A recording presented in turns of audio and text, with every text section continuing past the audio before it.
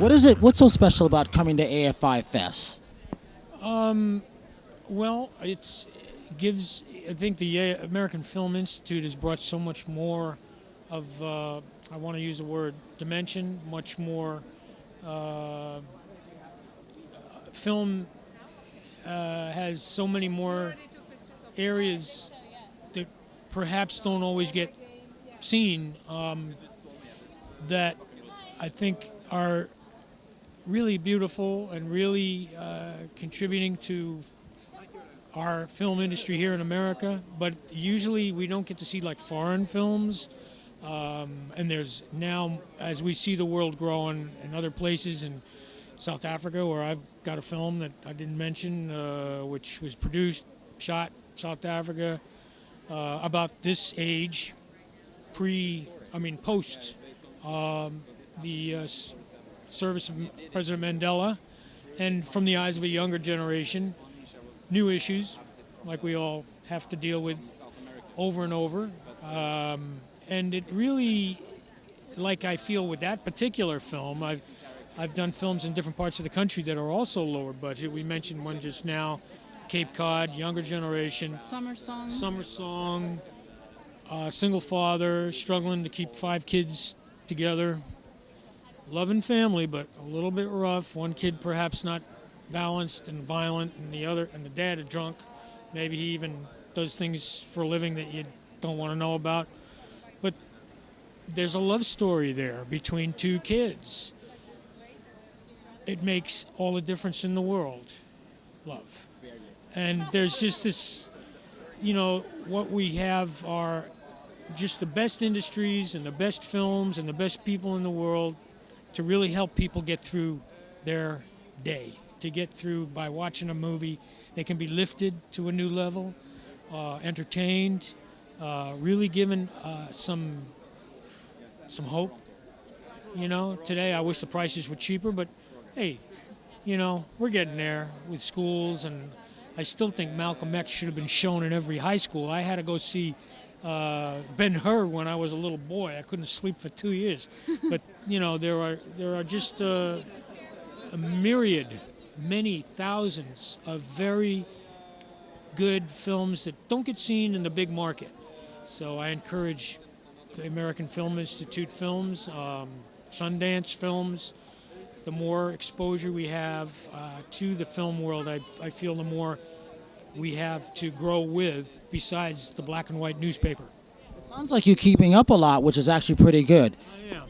Thanks. Yeah, I'm enjoying my life more and more, and the work I'm doing. But the thing about it, people have enjoyed your filmology. When it comes to younger generation, what are some of the films that you feel they should see that you're in? Well, that's important too. The classics like The Deer Hunter, like Hair. I got to do those films at the same time, coming out of a coma a year earlier or 2 years earlier. I was on Broadway with American Buffalo, and got to work with some of the finest actors in the business, great director from Czechoslovakia on Hair, who had his perspective.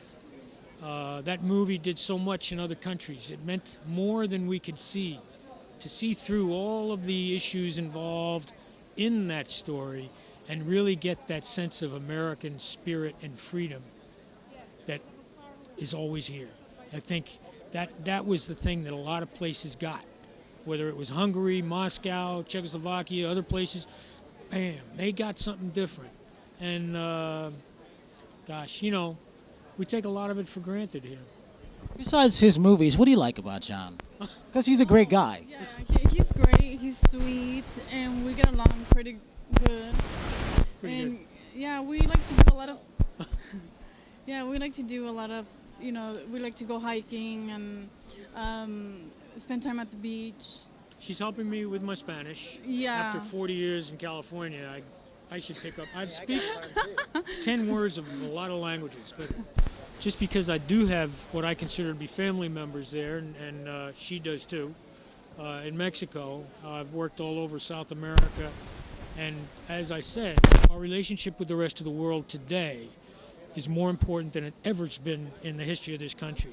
And with African, South American, we are North American, but we are more entwined with Western Europe, as always, and also with Eastern Europe, Asia, Africa, South America. We are all here in this country, and the rest of the world is really using and hoping for us all the time. These are worldwide. When it comes to charities, I have a site that I use to call Matters That Matter. What is one of your favorite charities and why? Well, I mean, I really like the autism charity because there's so many children that need a lot of help, and a lot of times families don't have the resources to find treatment. And having organizations like that, especially with autism that is on the rise, and a lot of times parents don't know, if it's normal or abnormal, and so we need more education. And so I really support that. And also Salvation Army, I do a lot of events for them because pretty much when I was a kid, they fed us. They fed my family, and so I appreciate that. I'm connected with World Vision for years, but I've also met through World Vision a lot of people from different organizations, the women and men in different countries, and my own country, like New Orleans. A lot of. This is big for you. Uh huh. This is big for you, New Oh Orleans. yeah, and my friend Sean is working in Haiti right now, but Doing a good job. he's doing a lot, and individuals do make a difference. I've got a video about our Navy that I narrated about a carrier named after a great congressman who can't remember, but was first ship on call down there in Haiti, and supplies for medical, food, water, everything. And we're connected beyond our government, is what my point was, but with churches, individuals all over the world. And, for whatever we read in the news, this country's really loved, and there's a lot of hope for us out there. So.